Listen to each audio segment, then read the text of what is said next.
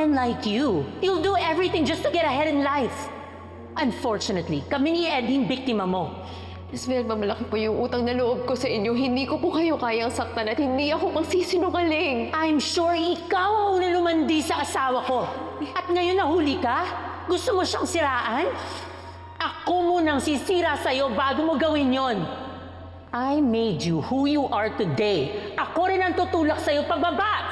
Please, please. Find your way out.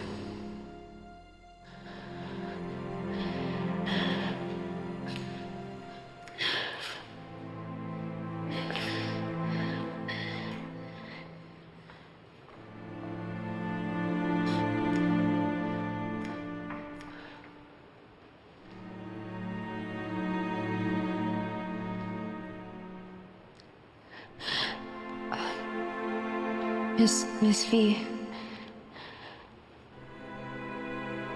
paano po kung nagsasabi po ng totoo si Helena? Paano po kung... How about this? Ito, panoorin mo yan.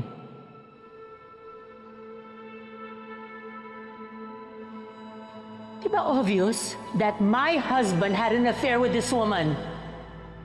And I'm sure gumawa siya ng paraan para mahulog si Eddie sa kanya. Miss V, Ano, naniniwala ka? Sa kasinungalingan niya?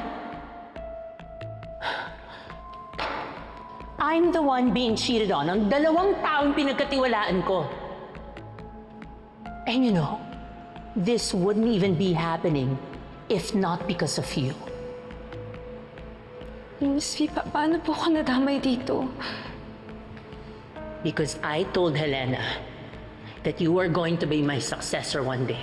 Ayun, she got pissed. Ako po magiging successor niyo? Who else? Ikaw lang ang magaling. Ikaw lang ang pwedeng pumalit kay Helena. Wala nang iba.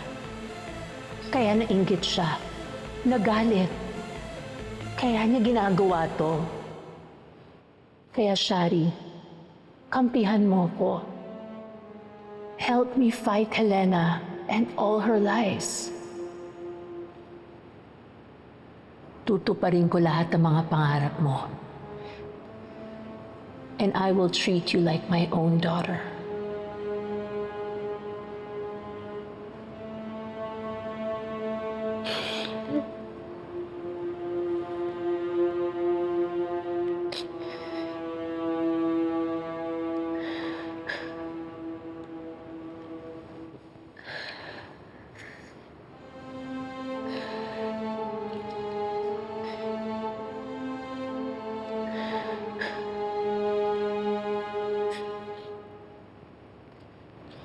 I know that you could be something. I trust you.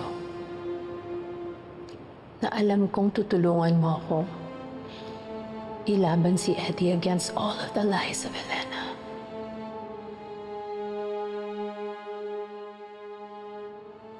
At patunay ng pangako ko sa'yo.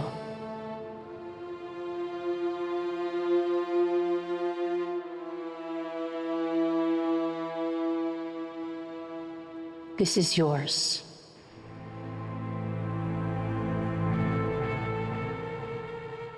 Gamitin mo para sa brand mo, Pantasya Beauty. Di ba yan naman ang pangarap mo?